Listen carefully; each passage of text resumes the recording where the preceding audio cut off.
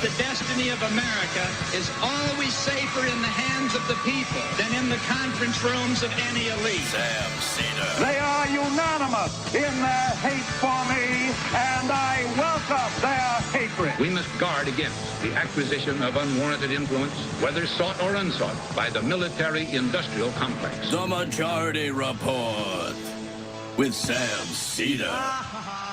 Ever get the feeling you've been cheated?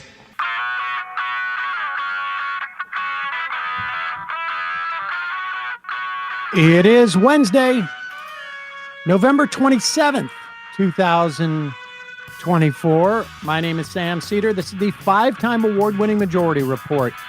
We are broadcasting live steps from the industrially ravaged Gowanus Canal in the heartland of America, downtown Brooklyn, USA. On the program today, Israel, Hezbollah, start a ceasefire in Lebanon. Meanwhile, Trump picks Stanford economist and doctor who famously told Trump in August 2020 COVID fears were overblown to head the NIH. Mexico President Sheinbaum tells Trump she'll retaliate in a tariff war. Shine boom. Shine boom. Trump team finally complies with transition laws and signs agreement with White House to begin coordination on that transition. Democrat in California 13th, Adam Gray, primed to flip that seat house. The House is shaping up to be 2020 to 215 minus 3 vacancies until spring. Amazon workers in 20 countries stage Black Friday strike. Democratic North Carolina Governor Cooper vetoes a measure to strip him of power. The Republican supermajority in their legislature may override. Meanwhile, Maine sues ExxonMobil, Shell, and Chevron over climate change. Pakistan deploys military to attack Imran Khan supporting protesters. And Gallup poll has Ukrainians slightly now in favor of ending the war for the first time since their polling about the war began. Rudy Giuliani has a breakdown in court, and the Republicans are primed to further defund IRS enforcement on wealthy people. All this and more on today's Majority Report. Welcome, ladies and gentlemen. Thanks so much for joining us. It is Hump Day. Hump Day, says Sort Emma of. Vigeland. Yeah, you're not saying with any type of excitement. Well, I'm a little uneasy about the rules because technically we are at the bottom of the hill. There is no. Yesterday was the Hump Day of this week. Well, Does that kind of, I don't know, throw off the space-time continuum? Right, it's like a ramp. you could say Yeah. it's generally It's ramp day, ramp into generally Hump Thanksgiving. Day. Ramp Day. Everyone's Well, I guess I should calling it Ramp explain. Day. Tomorrow is Thanksgiving, Yes. for those of you who are not aware. And we will not be doing the show tomorrow in a controversial move. We will also not be doing the show on Friday, as is our tradition here to celebrate Thanksgiving. On Thanksgiving, on Friday, we did a little jibber jabber. We'll do a little jibber jabber up front, and we will rerun an interview that we did two weeks ago with Daniel Hunter, activist and co-author of the book What If Trump Wins, on his piece about 10 steps you can take to and should start to take and think about as you deal with the Trump administration. So check that out. Charlie Tuna says for $500, Majority Report listeners can purchase a Matt Gaetz cameo happy birthday message for Sam. Well, let's not give that idiot money, please. Yeah, come on. No. Because it might be going, allegedly, to some sex acts with underage people. Or even it might be going to sustain Matt Gaetz, and that's also bad. He Yes. has plenty of money. He doesn't need money. I would rather just actually, you want to spend $500 for my birthday, donate it to the family that we've had on for GoFundMe. We can put that on in Gaza and the bakery that they've been working on. We'll put a link in there. So if you want to spend some money, for my birthday, that would be a great way of doing it. Israel and Hezbollah have agreed to a ceasefire, the terms of which are, we'll see. I don't know how long this is going to last. It's supposedly a 60-day truce. Yep. I mean, I don't know how long within that 60 days it's going to last. Yeah. This is, I don't know if this is a gift to Joe Biden or a gift to Donald Trump or just simply a way of Israel not having to confront maybe the issues they're having in fighting Hezbollah. But here is Joe Biden announcing that ceasefire. Lasting security for the people of Israel and Lebanon cannot be achieved only on the battlefield. And that's why I directed my team to work with the governments of Israel and Lebanon to forge a ceasefire, to bring the conflict between Israel and Hezbollah to a close. Under the deal reached today, effective at 4 a.m. tomorrow local time, the fighting across the Lebanese-Israeli border will end. Will end. This is designed to be a permanent cessation of hostilities. What is left of Hezbollah and other terrorist organizations will not be allowed, I emphasize, will not be allowed to threaten the security of Israel again. Over the next 60 days, the Lebanese army and state security forces will deploy and take control of their own territory once again. Hezbollah terrorist infrastructure in southern Lebanon will not be allowed to be rebuilt. And over the next 60 days, Israel will gradually withdraw its remaining forces. And civilians on both sides will soon be able to safely return to their communities and begin to rebuild their homes, their schools, their farms, their businesses, and their very lives. All right, we should be clear. You're talking about over 1 million Lebanese returning to their homes and 50,000 Israelis. Israel looked like they were carpet bombing Beirut in the hours leading up to that 4 a.m. ceasefire. They killed at least 3,800 people in Lebanon, leveled a whole residential apartment building as well. And, the idea that this is, forged by Biden's team is obviously a joke. They were trying to forge some type of ceasefire, supposedly working 24 hours a day, incidentally, for over a year, and couldn't forge that one. So it's probably more of an indication of Israel's lack of success and, frankly, having stretched themselves thin at this point.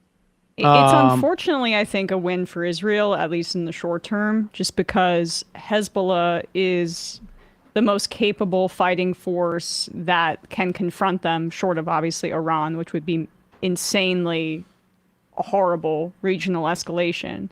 But it's been, 14 months with Hezbollah basically launching rockets since October 7th, trying to support the people in Gaza. And basically now, with this 60-day truce, the Hezbollah's attacks basically get to stop without them having to deal with the Gaza question, which was really the reason that Hezbollah had been launching those attacks as an act of resistance. And so that means that the Hezbollah attacks stop for a period without ending the Gaza genocide. And then the other part is that apparently Biden leaned on Emmanuel Macron to reverse publicly his proclamation that they would enforce in France the ICC arrest warrant for Benjamin Netanyahu and Yoav Gallant, because Israel was demanding French involvement in the ceasefire deal. So they said, well, we can't be partners with somebody that would enforce the ICC arrest warrant. And so we won't agree to a Lebanon ceasefire unless they backtrack on that. And of course, Lebanon formerly controlled by France. And so Macron did it. And this sets a horrible precedent for even things, Putin's arrest warrant, right? Well, that's what Biden's essentially saying. I want to play that clip, but I mean, let's be clear. Biden, in leaning on France too, and this was reported last week that Biden was upset with Macron, who was essentially doing what Tony Blinken said should be done a year ago in regards to Putin, which is if you're a party to the ICC, you need to uphold the ICC's warrants. And Biden, in leaning on Macron not to do this, not to uphold that warrant, to provide some type of special waiver or whatever it is, completely, I mean, I think to a large extent, obviously, or maybe totally, Biden's proclaimed return to international rules-based order was a joke. But to undermine the ICC, it's one thing to not be a party, but to actively work against its functioning in our world is going to resonate, I think, for decades. Here is Reuters reporter Simon Lewis asking spokesperson Matthew Miller why ICC rulings should be enforced against Russia and not Israel. The secretary was, I think last year it was, where he was talking about the warrant for Vladimir Putin said, this was in Senate, said any country that's party to the court has obligations and should fulfill those obligations. So should countries' obligations to international treaties be sort of selective in this way? No, every country has to make their decision. Every country has to make that decision for themselves. But I don't think there is any equivalence between the case that the ICC has brought against Russia and the case that it has brought against Israel. When you look at the difference between the two countries, Russia is not a democracy. Pause it for 1 second. I just want you to just sit and go back a little bit. But just sit with the idea that there's no equivalency in these two cases. I'll tell you what the equivalency is that the ICC has gone through its very formal process in which it's assessed whether arrest warrants will be issued. The prosecutor pitches it essentially to the court. The court then makes a determination.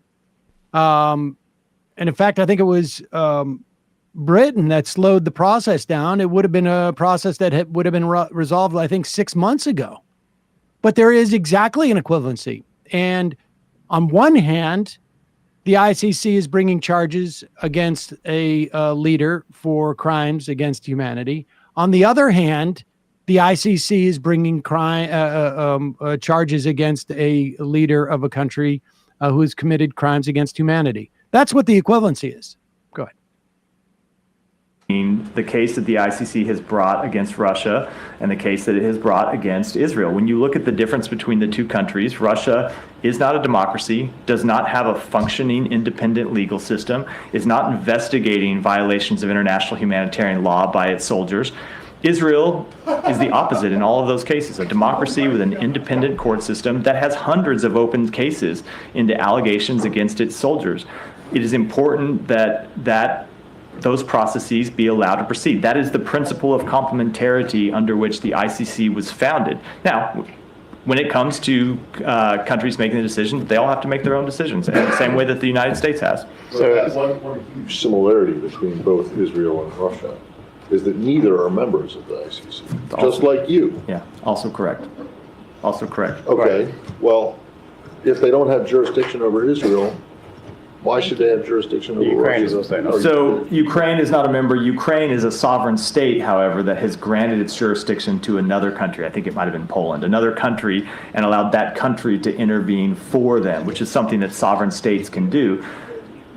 There is no sovereign state of Palestine. We want to establish a Palestinian state, You but that piece is of the garbage. fundamental nature of our jurisdictional disagreement with the court. Faux show.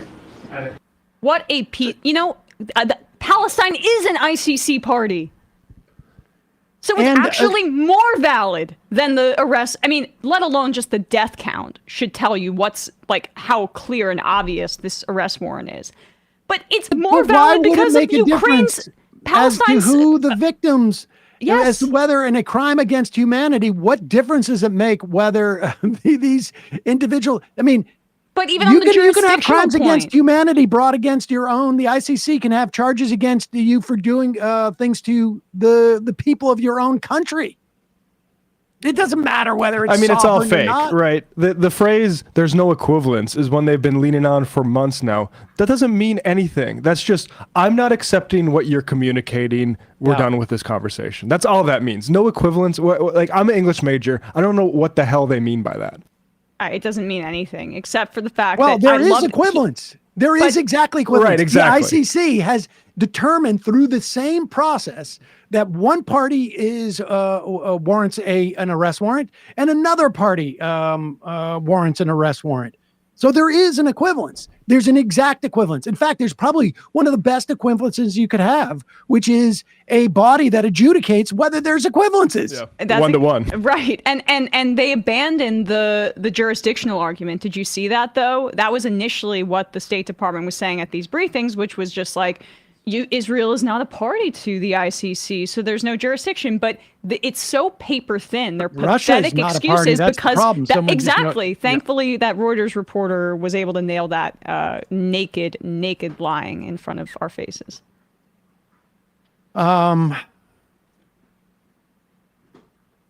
Hopefully, Israel's attention does not.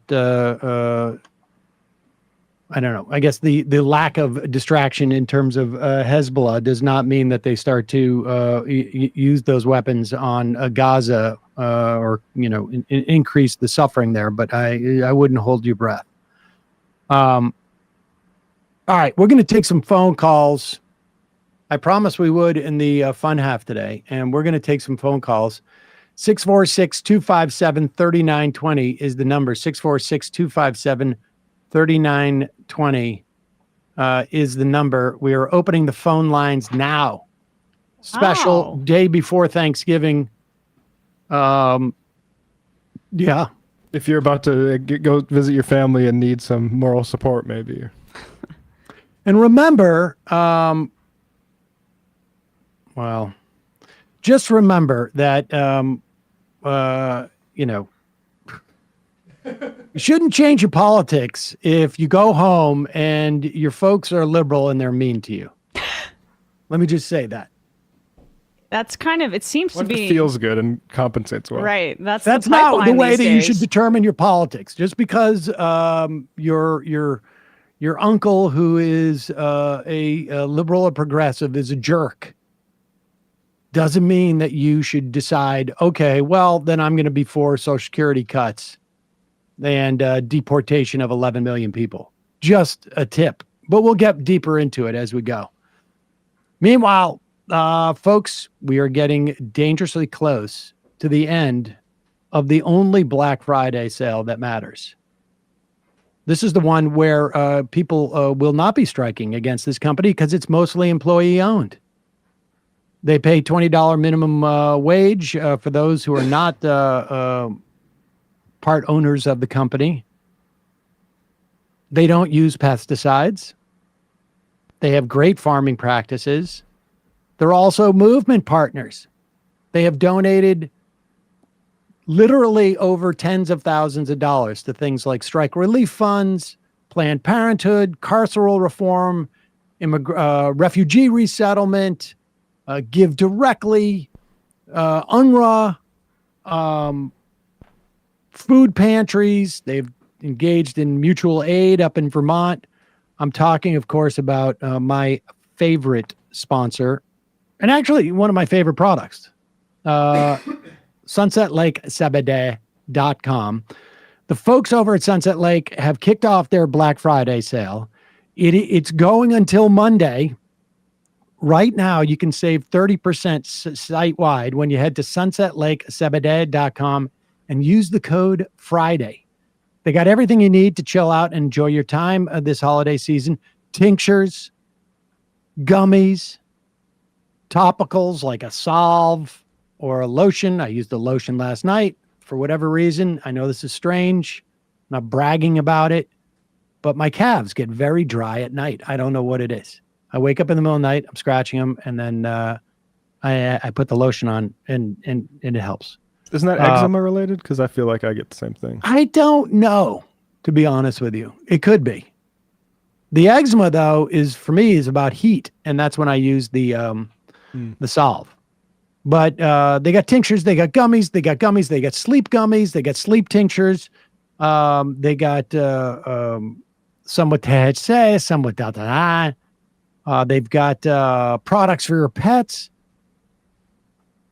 Sunset Lake is also including some freebies this year. If your order's over $100, they throw in a free count of a 20 count jar of Relax Functional Mushroom Gummies. People are always stealing these from me. My Relax Functional Gummies.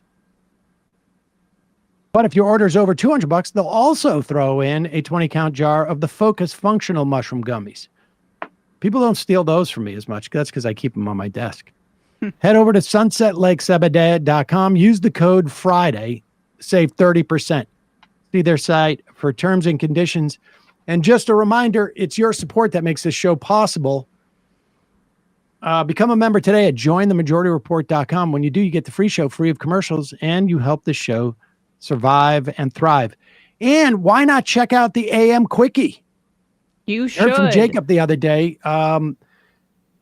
These days, you're going to need something like this to just keep up with a massive flow of information. Maybe a 4-minute read every morning in your email box 3 times a week. If you want 5, you can upgrade to a full membership, but it's free 3 times a week. So check it out, amquickie.com. And also great time to join our Discord at majoritydiscord.com. It's completely free. Well over 10,000 people there now.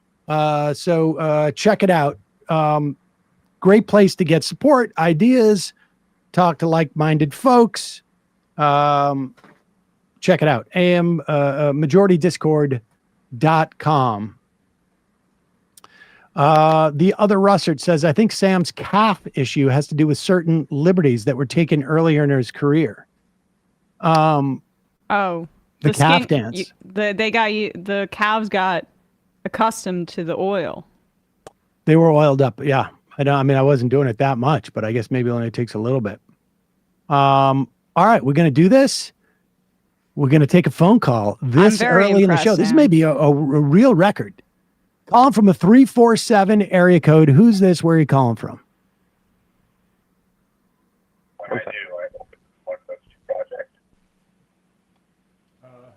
Hello? 347. Is this me? Yes. Well, this is Bree from New York. Bree from New York. Welcome to the program. What's on your mind? Show you what I do. So just the thing that I wanted to ask was, there's a lot of fear. Well, it's not fear, but it seems like there is like a weird situation where they're saying that they'll primary any Republican who goes against Trump, which doesn't seem like it works very well for them generally. Yeah. So that's really what I want just to hear y'all talk about, because it seems like a very strange situation considering the situation with Carrie Lake and everything that just seems to not really, I don't know, it doesn't seem like they have a good track record for that. I welcome and it. Second, right. We saw without the, oh, sorry, I couldn't hear you. Keep going. It's okay. I have to cut off the line here, but I just wanted to say that I want a Majority Report hats. I have been saying this for weeks, but if we could just get one of those on the merch store, I would buy it, and I bet other people would too. That's it. All right. Have a Majority hats on the You're merch playing store. the game called capitalism. I think the difference in terms of the primaries this year, now, them primarying people is definitely, I think, helpful from our perspective, because the more that they primary, the more Trumpy they get, and not being Trump, the greater the tendency is that they lose. This year around, I think it would be with Elon Musk financing these primaries. And I think the threat is, the threat's always been there. This is the thing that is dictating the Republican Party now. And so, I'm not surprised by it. But I want to note, Trump's doesn't have a great record intervening in Republican primaries. No. This is the thing that what's getting me frustrated about some of these post-mortems about especially trans people, where they are there's a lot of people in media who are just ceding territory to the Republicans and think that, it must have been something in the message. When Trump was blowing the microphone and talking about Arnold Palmer's dick size, that must have really resonated with people. No. In 2022, they ran on anti-trans stuff.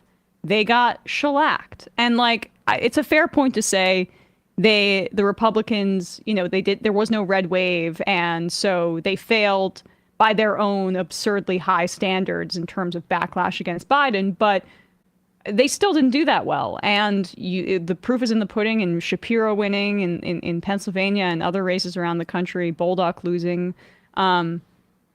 The point is just that it's not the ideas. I mean, it's the branding that Trump has. And he was able to turn out a lot of voters that just showed up and just voted for him. And I think the thing that people need to recognize is the presidential election's a whole different beast, especially in the internet age. We're even past the television age where we talk about how Nixon looked so sweaty next to JFK. This is about visibility, and Trump understands that all press is good press, and that's, I think, part of what got him to this point. It's not the Republican brand. People hate both party establishments. Well, I will also say that I think, we need to wait until we get really better data on who voted and why. How many people went from being a Biden voter to a Trump voter, and how many new voters Trump brought out. Beyond, this is the thing I think that people don't understand fully is in terms of how Harris performed, because she did get greater vote totals in, I think, 3 of the swing states than Biden did. But we don't know if she got a higher or smaller percentage of the potential electorate at that time, because we need more sophisticated sort of data that's going to come in probably 4 or 5 months when people get a hold of voter files and whatnot. Because early on, one of the things I think that the Biden administration or the Biden campaign was counting on was that the cohort of voters who had voted for Biden in 2020 grew. And the cohort of voters who had voted most overwhelmingly for Trump shrunk. Mm-hmm. They were anticipating that younger people would make up a bigger portion of the pie. Older people would make up a smaller portion of the pie relative to 2020. We haven't seen that data fully yet, and we won't for a bit. But clearly Trump did better with younger people, but Harris should have done that much better. Biden anticipated that if he was 65-35 with people between 18 and 35, this time around, he could be 55-45 with those people and still win, because that cohort was going to get that much bigger. I'm just throwing out arbitrary numbers. But my point being that there was also a failure in the way that Harris ran. And again, Biden should have gotten out of the race a year and a half ago. And so there was not as much margin for error, frankly, for Harris. But it was the Biden people who came in, some of the old school Democratic consultant class who have continually lost over and over again, came in. Here is David Plouffe. And I think you talk about Trump's branding. It's not ideological as much as it is insider outsider, or basically insider outsider. Yeah. And Trump, because was aided in being perceived as an outsider, because The Democrats spent all this time saying like he was unique, MAGA instead of Republican. And so they were basically building him up as an outsider throughout this entire thing. And in 2020, they didn't have to worry about it because he was already the president. And this COVID. time around, they basically said he was an outsider. And here is David Plouffe completely not understanding this dynamic. Just talk a little bit why you decided to do the stuff with Cheney, whether you saw any blowback at all in your data.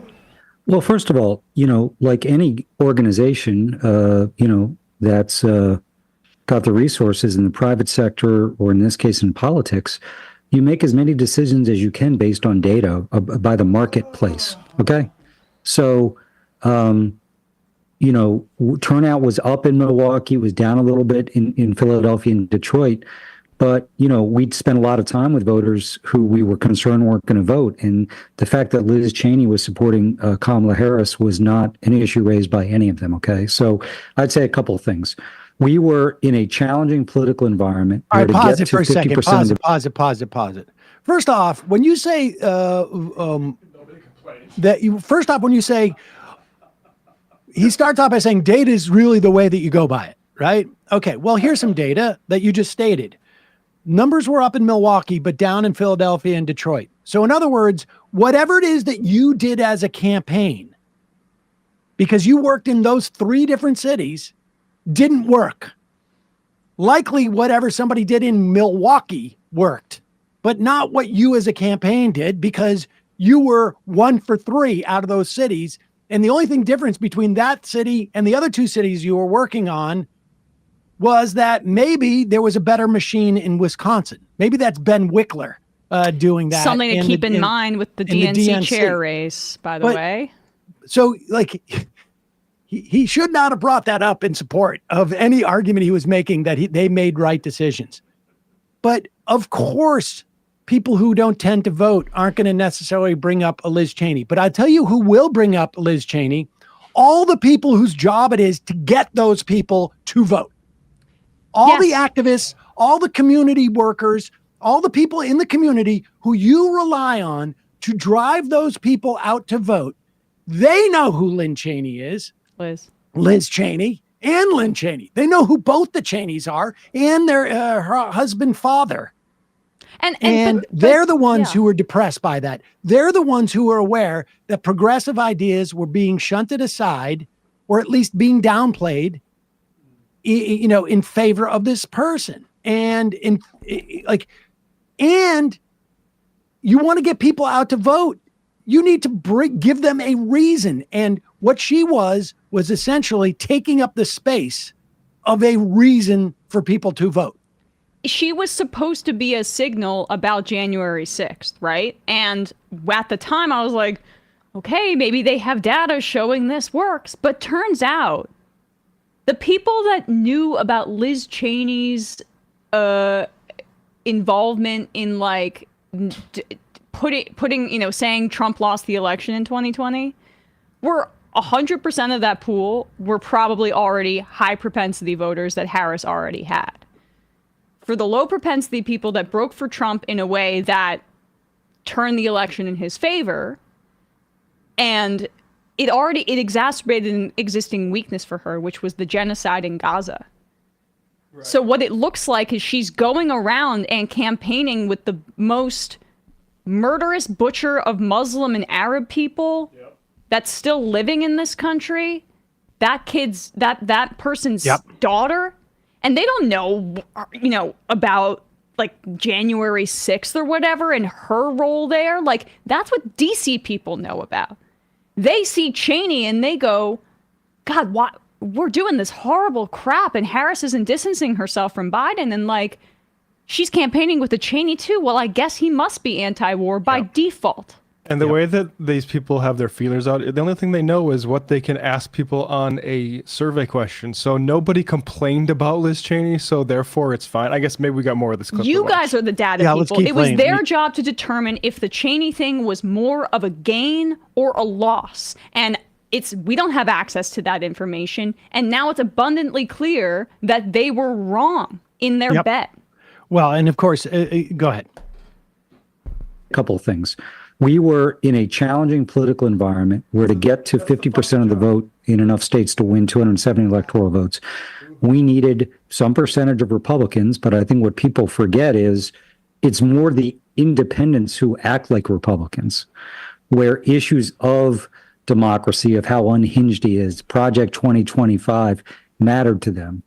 Even to some conservative Democrats. Also, when you're being attacked as being a crazy, out-of-touch California liberal, when you have generals and former Republican elected officials saying, I'm for Kamala Harris, that helps rebut that. In many respects, that'll be more effective than what she would say. Okay, pause it. Yeah, go ahead. We know that this entire strategy, the tactics may have worked, but the strategy failed miserably. Whatever data they had as a business person, according to him, was flawed data. It did not work.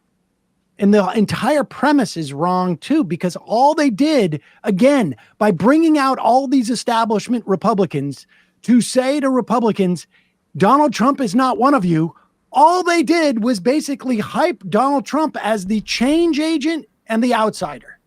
And they fundamentally misunderstood this moment. And it's not just this moment. I mean, it's been 10 years. We had the same conversation in 2016. Exactly.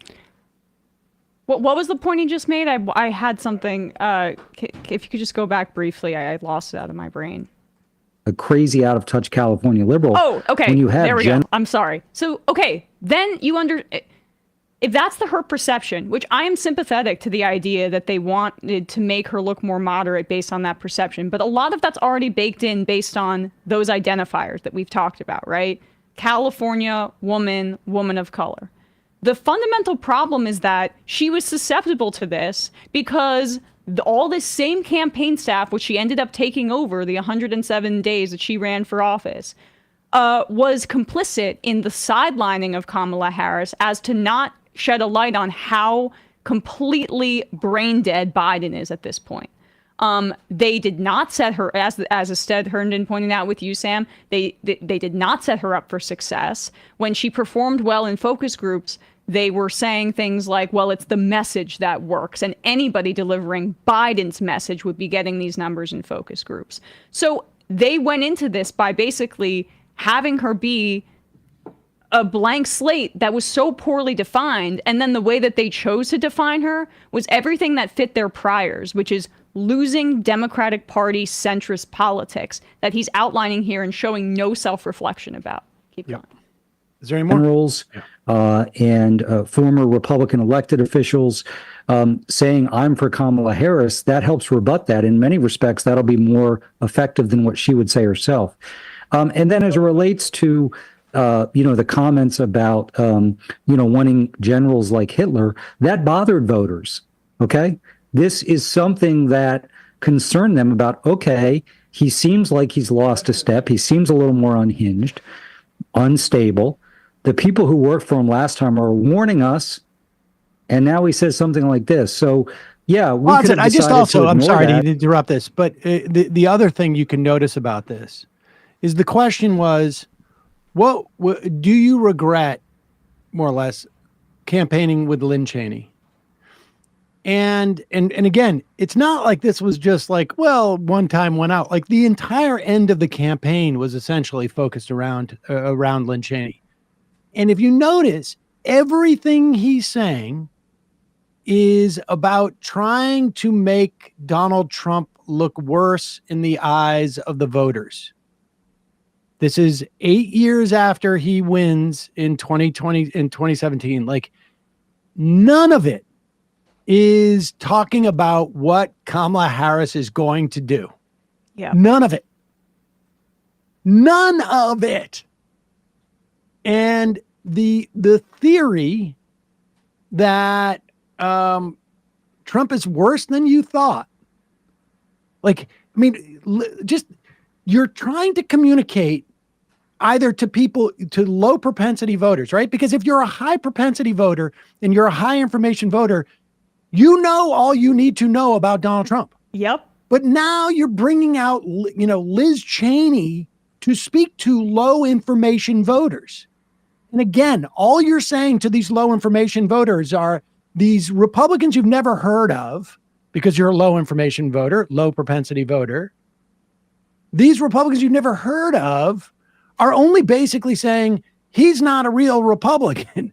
And so it's giving permission to these voters to go like, good, I want to get rid of the establishment regardless of who it is. I mean, it's so internally inconsistent. Yeah, it's one thing to bring out, say they brought out Adam Kinzinger, Sam. Wouldn't love it. Would have been better than the Cheney thing because of what I just said about they're speaking to different audiences. Like Matt said this off mic, they're so in the news. Yep. You guys know what Liz Cheney's role was on January 6th. And what Joe Scarborough was saying about Hitler. Like, nobody pays attention. People are living their life. You guys know that she got ousted because she decided that, like, the election Biden won the election. But the voters that you're trying to target, or should have been trying to target, don't know that.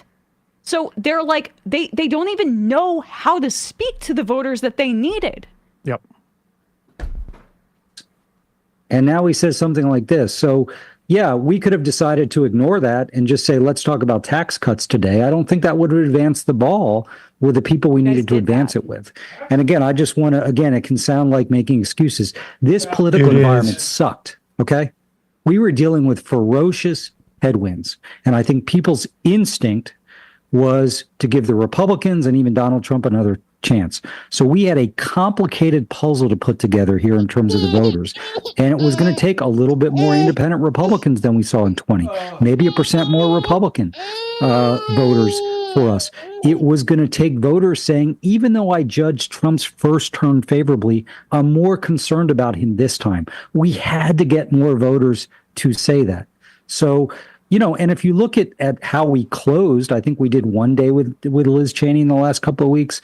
You look at the ads we ran, they were heavily centered on the economy, on tax cuts, on Trump being for the wealthy. So this notion that somehow we weren't focused on the economy, that was the driving motivation and message in our campaign. The closing speech, yes, it took place at the Ellipse, was a huge contrast on the economy and the people Donald Trump would fight for and the people Kamala Harris would fight for. So I think that mistakes, I think my concern about that is just, again, we have to understand that what happened in this election and what didn't. And, I think at the end of the day, we had to raise people's concern and the threat level of a Trump second term. I think if you look at our internal data, and Quentin can speak to this, we did a lot of that. We just didn't get it to the extent that we needed to. I'm sorry, win. can you pause it? But at the end of the day, Okay, so why didn't voters buy that? Because they did spend a ton of time on negatively characterizing Trump. Why didn't they buy that? $1 billion toward it. And they're right on the fact that, like, yes, their closing ads were focused on the economy, and that was part of why I was optimistic going into the race. But the problem is that for the voters they needed, none of this was reaching them. None of it. It wasn't either. It also was not coherent, which was the other issue. But it wasn't like the speech on the Ellipse. They're trying to win the MSNBC and CNN cycle over trying to win over voters. It is astounding. And I mean, I guess it's just not a shock now, but I just am still in awe, I think, in hearing him about how little these consultants understand about the people that they're trying to win over. I mean, according to a poll that was released, I guess, about 5 days ago from data from Progress. Is this 5 days ago? Yeah. November 22nd or so. It cost Harris enthusiasm amongst independents. Look, here's the bottom line. They failed.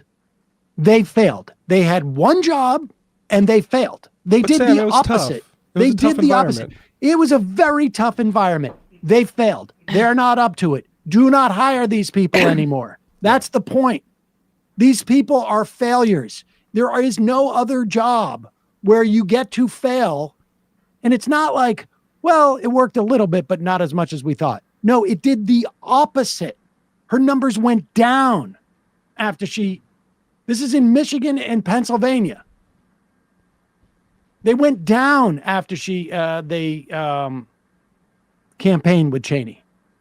But also, what I find frustrating about this is their theory contradicts everything known about politics, which is what I was saying the entire time about medium voters. Is it's not people switching from party affiliation because the brand got because this time is different.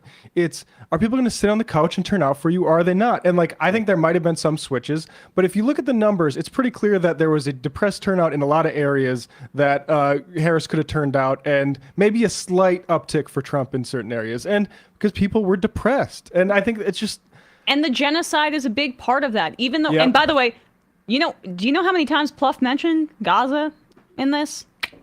0. Because it's not you're not going to see that maybe directly in the data. And Sam's been saying this the whole time, but it's the depression, and it's oh God, I can't vote for these guys. And do we have the part about Harris not distancing herself from Biden? That's the other part of this interview from number 3.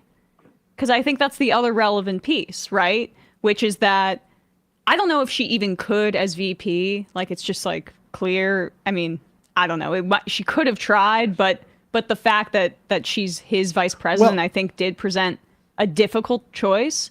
But the Cheney thing exacerbated his biggest issue, which is the underlying thing for these voters, especially voters of color, who ended up switching a little to Trump, is you're funding a genocide right now. Right, and you've just brought one of the avatars that the closest working avatar, right? I guess if she had brought out Dick Cheney and campaigned with Dick Cheney, it would have been worse. But it's hard to say who you could have evoked. You evoked Dick Cheney, and to do that in the course of essentially funding another war on Muslim and Arabs in that region is it just fits too perfectly. And the amazing thing about this is that none of them touch the question of Gaza because it's so glaring. Is it hard for you? She's going to go through this, Stephanie Cutter. She's going to go through it's difficult to, Harris didn't want to nitpick different things over the course of the 4 years. Okay, completely understandable. You bought into it. But now there's something really, really big and really, really sort of custom tailored for you to say is different. And Biden has gone out there and just said full-throated, I'm a Zionist, I don't care about what happens. There was such a custom tailored way to achieve two things. Show that you're different from Biden, show that you're different in a way that is going to make a big difference, not only as a first order matter to people who are voting based upon that, but as a second order matter to activists who care about it and are demoralized in their attempt to go and get votes for you. I mean, when something's this close, and it's not as close as it was in 2020 or 2016, you look back at why she got that first burst of excitement. It was because she was not Biden. And then she spent the rest of the campaign trying to be Biden. Here's Stephanie Cutter. On the Biden question, we, of course, got that everywhere we went. And we knew what the data was. We knew we had to show her as her own person and point to the future and not try to rehash the past. She also felt that she was part of the administration. And unless we said something like, well, I would have handled the border completely differently, we were never going to satisfy anybody. We were trying to tell a story and give the impression that she was different without pointing to a specific issue. Can I ask this why not a specific issue? Is it something she was unwilling to do? Pause it 1 second. Colin from Washington says, I'm desperately sorry. I appreciate you guys, but Gaza explains a fraction of the voting electorate, but it's a microcosm for the larger issue. That's the point. Yeah. You just heard Stephanie Cutter saying we're trying to tell a story. And to tell a story, to develop a narrative, you don't need to do anything except for be able to have a metaphor, right? Had she said we will uphold U.S. law, and there's reason to believe that, from my perspective, that Israel is stopping humanitarian aid going in, or we believe there needs to be more attention to Gaza, or whatever it is. however she would have, or just have a Palestinian speaker at the DNC. And this feeds into a narrative, and a narrative can be built upon it. But she couldn't find even a single metaphor anywhere else to which to build a narrative on. So that's the point. It's again, when I say first order, that's how many votes were directly a function of this. But then second order and even third order, there are a lot of votes that are left on the table, and you don't need that much for those 3 states. And she mentions immigration as her example, right? Where it's like, that's a funny one to pick, because you know who's successfully branded themselves around one issue, basically? Donald Trump, since he came down that escalator, has been branding his politics based on immigration. And that's the one that they choose to say, like, oh, how could we differentiate herself from Biden on? No. There were bigger issues where you could have branded yourself as distinct from him. Anyway, but keep going. And let's be clear, this is about these people. And Yes. we'll talk about this in a second, because it's fascinating that they decided to go on Pod Save America to talk about this. This is so discrediting. Trying to tell a story and give the impression that she was different without pointing to a specific issue. Can I ask this, why not a specific issue? Is it something she was unwilling to do? I mean, you worried it would feel disingenuous? She felt like she was part of the administration, so why should she look back and cherry pick some things that she would have done differently when she was part of it? She had tremendous loyalty to President Biden. You've been on plenty of campaigns. Imagine if we said, well, we would have taken this approach on the border. Imagine the round of stories coming out after that of people saying, well, she never said that in a meeting, or what meeting when she said this, or I remember when she did that. Okay, and Pause it. They are saying Biden people were going to leak to sabotage her if she threw Biden under the bus. That is the implication of what she just said there. Oh, definitely. I mean, I think she's right, though. I think she's right. I think she's right, but that's, an indictment of this entire Biden political apparatus, which is There's junk. always people who are going to do CYA. But the point is that they were afraid of this. But they should have welcomed this, because the idea that this is the thing that, and she's just using immigration because that's a safe thing to use. What she's really using that as a substitute for is Gaza. I mean, let's be clear on this. Because I don't know what the difference is that she would have argued in terms of immigration, but she is using it as Gaza. And yes, it is the case that there would be people who would say, well, she didn't say this in a meeting. She never complained about it or whatever, because they're trying to protect their own ass. You know, Brett McGurk is out there. He's going to try and push back on this stuff, and they're going to leak. There's no doubt that's going to happen.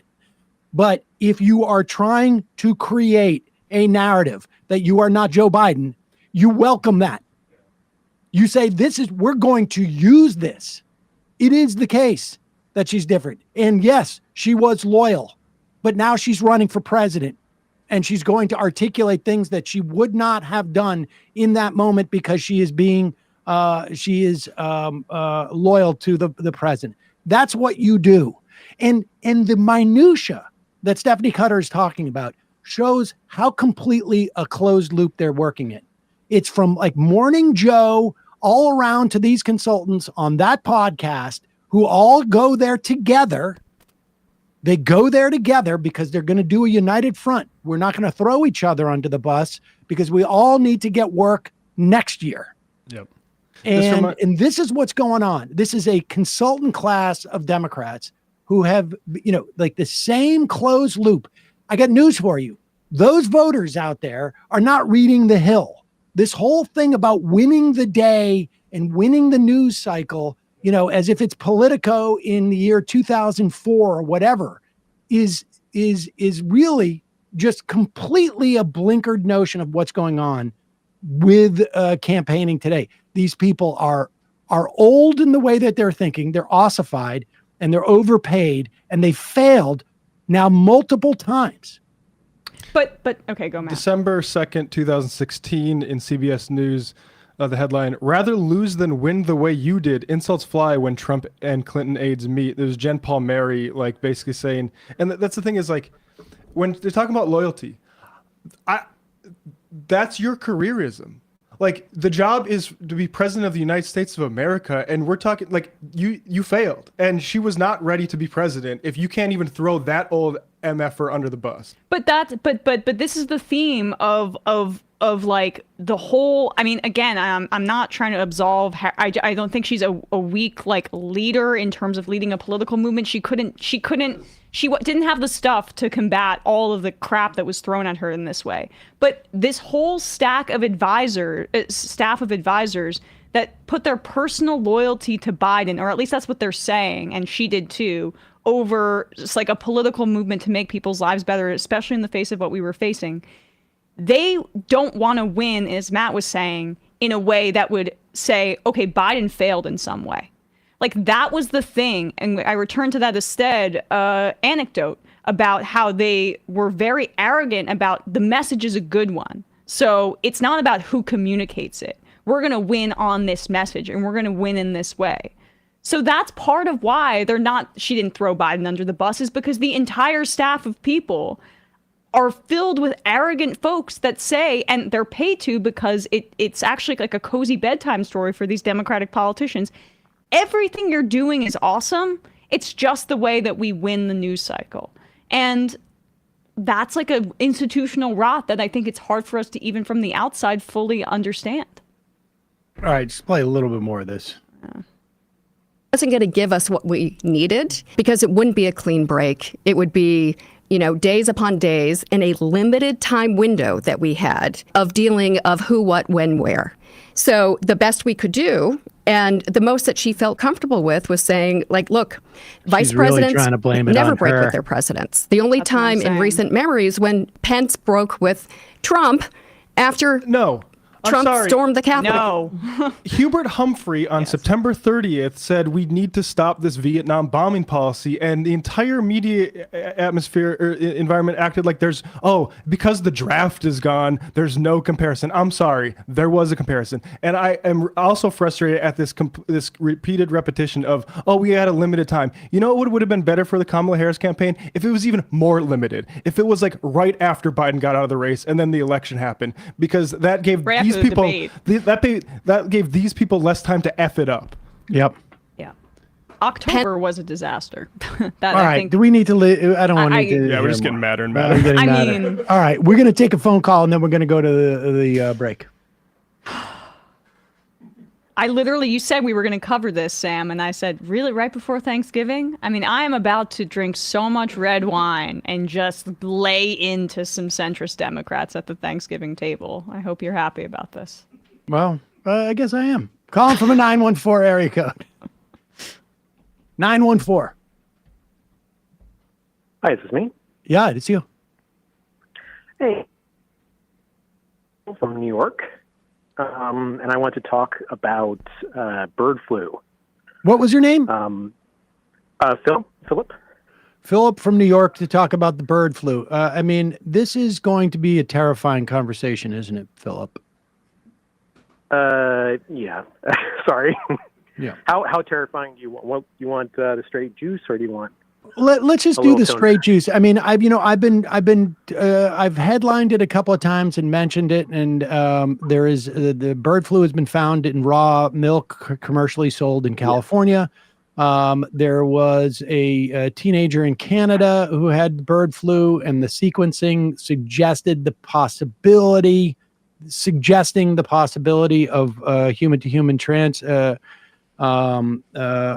communication. Yeah. There's been a couple of cases in California, my understanding too, where people have gotten bird flu but don't have any. There's no reason to believe they've had any communication with farm animals, although maybe that was raw milk or something else. Can you make me more nervous than that? So I'm a flu researcher. I specialize a little bit in avian influenza. Oh, so in other words, you're part of the establishment, and we should not listen to you. Okay. The swamp. I should have used a better alias. Right. Yeah. So, you want to say something like, I have a PhD in comparative economics, and therefore let me espouse my theories on the flu. the expertise on bird flu. No, but there's a lot. There have been like a lot of bird flu cases in humans in over the past year because of all the circulation in cows, which I think that probably the main thing that I want to focus on is that there is so much really unregulated, very little attention paid to from the government and federal regulatory agencies to all the circulation in cows. It's proven really difficult there's basically, there's no tools for these agencies to really, stop it. It's not so much the main problem isn't really people getting infections of bird flu straight from the cows.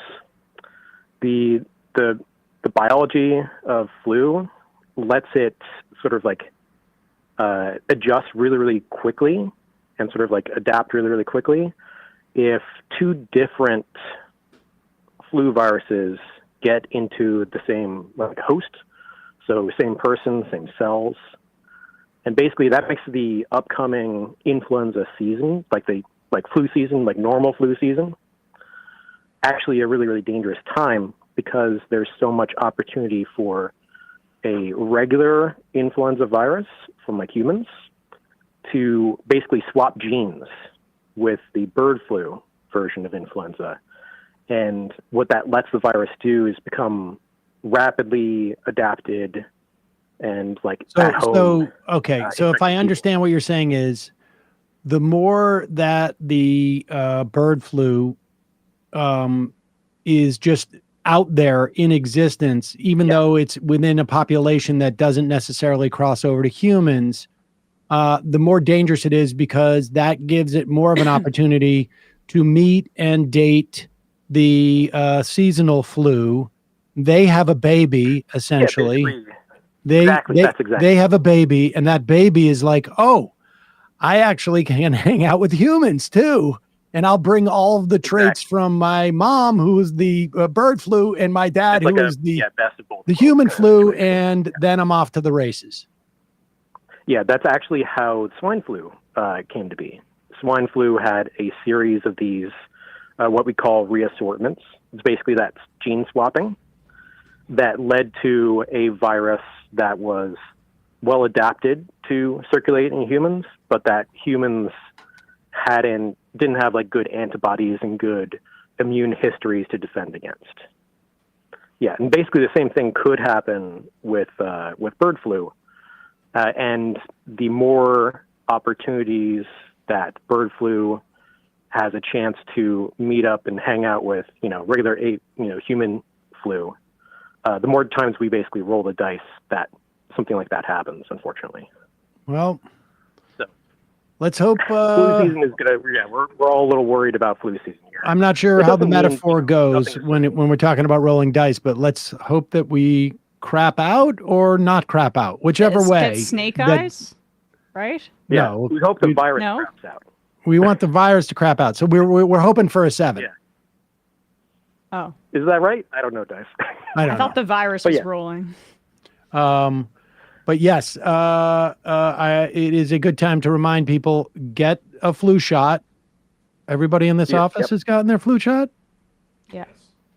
Matt, why are you being so quiet over there? Flu shots for sure. Always a good idea. Get the COVID update too. Total doom and gloom. Yeah. I'm boosted for COVID. Yeah, it's not total doom and gloom if there is a bird flu pandemic, because we do have. It's one of the pandemics that we sort of think is going to come sooner or later. So there are some stockpiles of vaccine. Oh, really? Oh, vaccines. Oh, that's good. At least we don't have somebody who will be in charge of the distribution of vaccines who fundamentally believes that vaccines are a danger and a menace. And yes, so I mean, that's what I was about to say. But the vaccine will be available to those who want it, I guess. And let's hope that it's a really, really good vaccine so that we're not reliant on every other principle of public health that has been developed over the course of, I don't know, several hundred years. Appreciate the call, I guess. Of course, thanks. All right. Left is best. Yeah. Everyone's saying I'm anti-vax now because I was a little bit late in replying to that message, but I like the vaccine. I am boosted.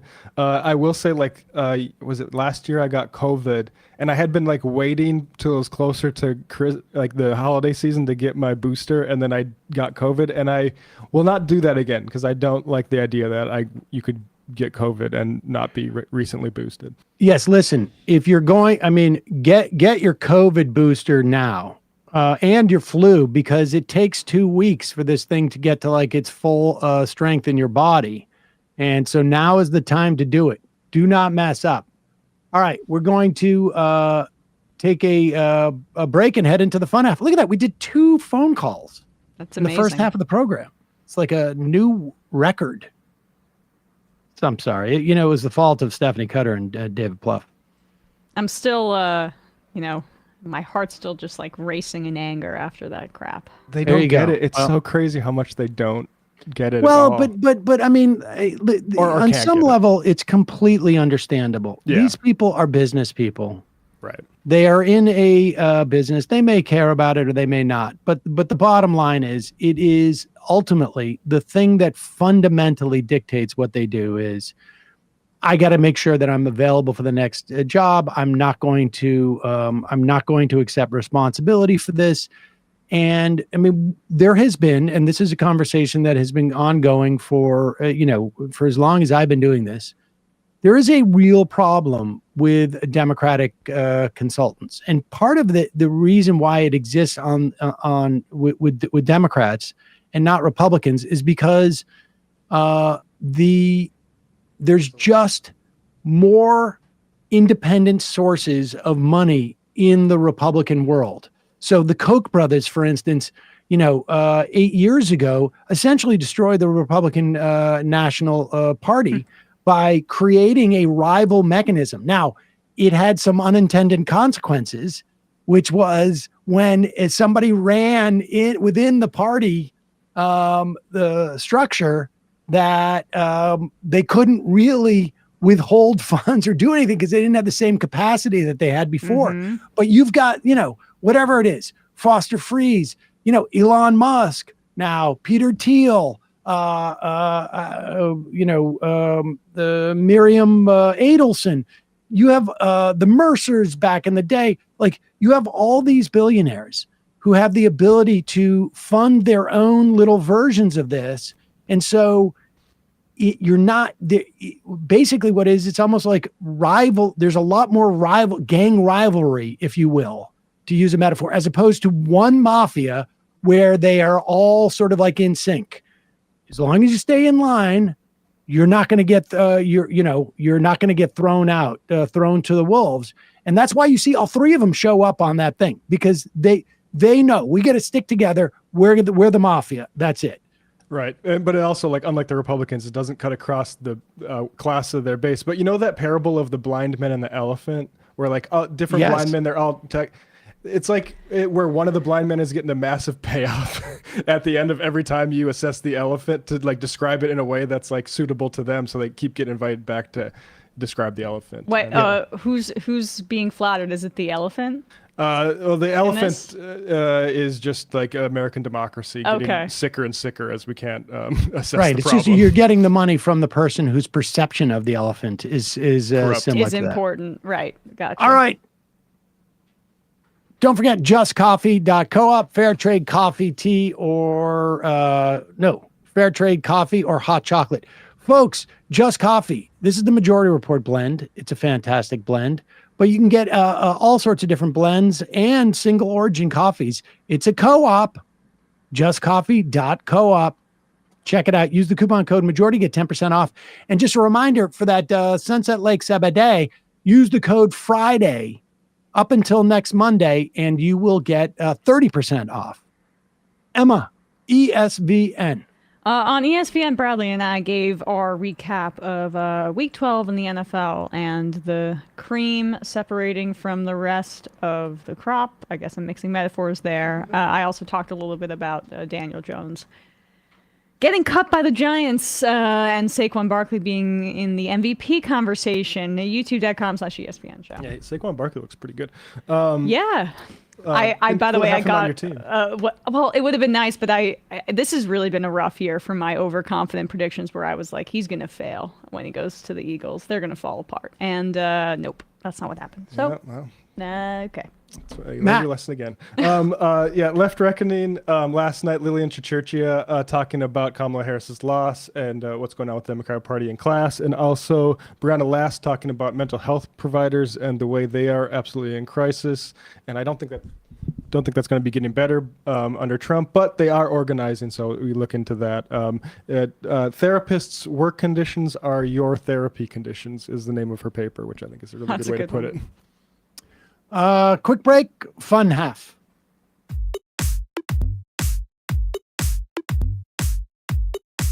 Left is best. Jamie and I may have a disagreement. Yeah, you can't just say whatever you want about people just because you're rich. I have an absolute right to mock them on YouTube. He's up there buggy whipping like he's the boss. I am not your employer. You know, I'm tired of the negativity. I'm sorry, I didn't mean to upset you. You're nervous? You're a little bit upset? You're riled up? Yeah, maybe you should rethink your defense of that, you fucking idiots. We're just going to get rid of you. All right. But dude, you want to smoke this joint? Yes. Do you feel like you are a dinosaur? That's some good shit. Exactly. I'm happy now. It's a win-win. It's a win-win-win. Oh, hell yeah. Now listen to me. 2, 3, 4, 5 times. 847-906-501-457. 2, 38, 56, 27. 1/2. 5 8s. 3.9 billion. Wow. He's the ultimate math nerd. Don't you see? Why don't you get a real job instead of spewing vitriol and hatred, you left-wing Limbaugh? Everybody's taking their dumb juice today. Come on, Sammy! Dance, dance, dance.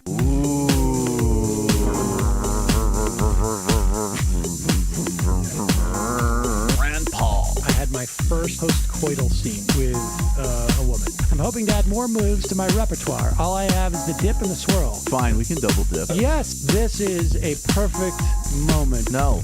Wait, what? You make under $1 million a year. You're scum. You're nothing. Excuse me? Fuck you, you fucking liberal elite. I think you belong in jail.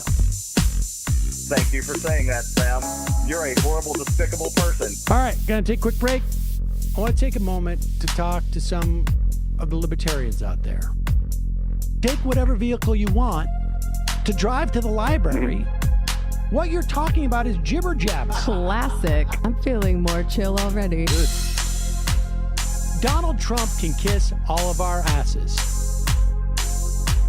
Hey, Sam. Hey, Andy. You guys ready to do some evil? Hitler was such an idiot. That guy might be a Nazi. Agreed. No. Death to America. You. Yes. Wow. Wow, that's weird. No way! Unbelievable. This guy's got a really good hook. Throw our hands up. Ooh. Wow. But Sam, I gotta get off. No worries. Let's.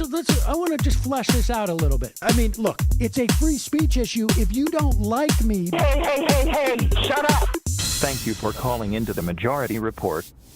Sam will be with you shortly.